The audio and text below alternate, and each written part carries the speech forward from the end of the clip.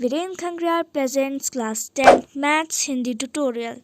Like, share and subscribe and do not forget to press the bell icon button.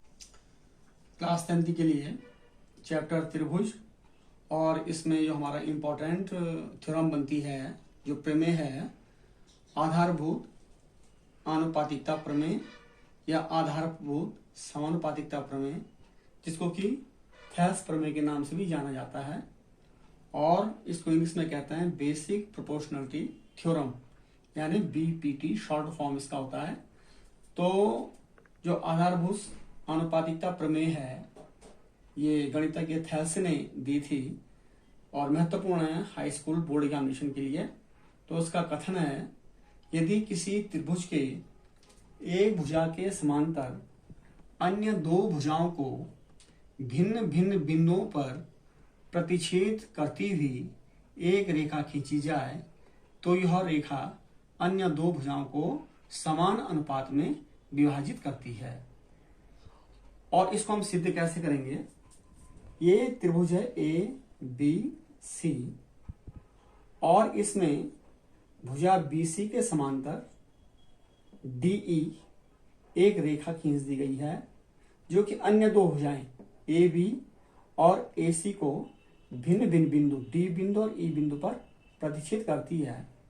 तो यह रेखा इन भुजाओं को AB को और AC को समान अनुपात में विभाजित करेगी, यानी ये वाला अनुपात, ये वाला अनुपात और ये वाला अनुपात, ये अनुपात दोनों बराबर होंगे। ये अनुपात कौन से होंगे अभी हम आपको बताते हैं।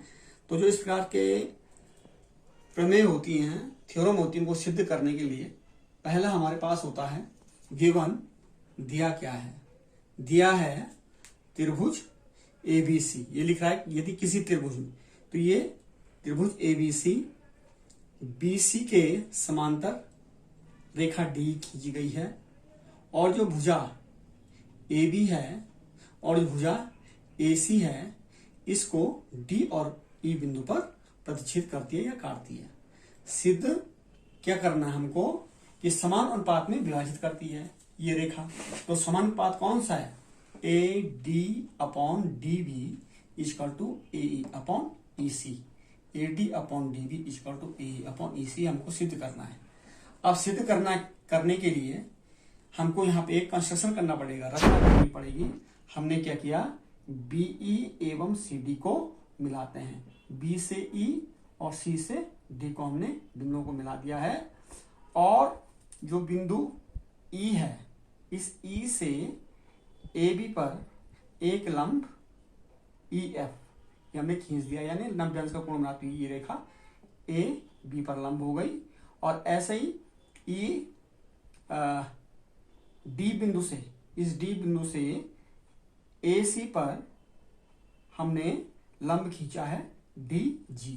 ये इस AC पर ये लंब D बिंदु से खींचा गया। अब सिद्ध करने के लिए आइए हम इसको सिद्ध करेंगे। तो सिद्ध करने के लिए इसको हम लिखते हैं उत्पत्ति। तो त्रिभुज BDMCDE, दो त्रिभुज हमारे यहाँ पे बन रहे हैं। त्रिभुज बन रहा है एक तो BDE, ये वाला त्रिभुज बन रहा है BD और E, और दूसरा बन रहा है CDE। तो एक प्रमेय हम पहले ही जानते हैं कि यदि इस प्रकार से कोई त्रिभुज इस प्रकार से बनते हैं कि जिनका एक ही आधार DE है और दो समांतर रेखाएं BC और DE, दो समांतर रेखाओं के बीच यदि इस प्रकार के त्रिभुज बनते हैं तो इन दोनों का क्षेत्रफल आपस में क्या होता है? बराबर होता है। यानी त्रिभुज BDE एवं त्रिभुज CDE एक ही आधार DE एवं दो समांतर रेखाओं, जो कि हमने आपको बताया DE एवं BC के मध्य स्थित हैं। तो हम इसको कहेंगे त्रिभुज BDE का क्षेत्रफल बराबर त्रिभुज CD का क्षेत्रफल। ये इक्वेशन नंबर 1 हमारा हो जाता है।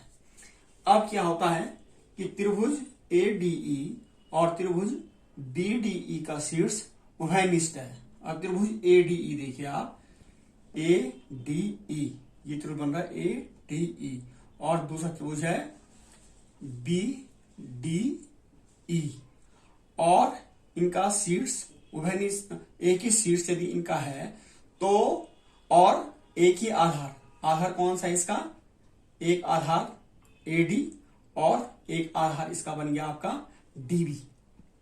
ये एक ही आधार इनका ये बन रहा है और रेखा कौन है, ये AB पर स्थित है, इसी रेखा पर क्या है स्थित है।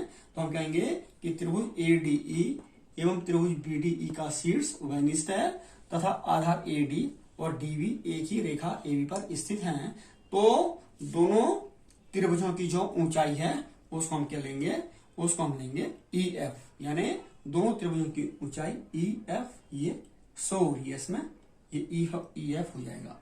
तो जब दोनों त्रिभुजों की ये ऊंचाई हो जाती है तो इस ऊंचाई के लिए अब हम क्या करेंगे कि दोनों त्रिभुज का क्षेत्रफल बराबर होगा तो इनका अनुपात लेंगे।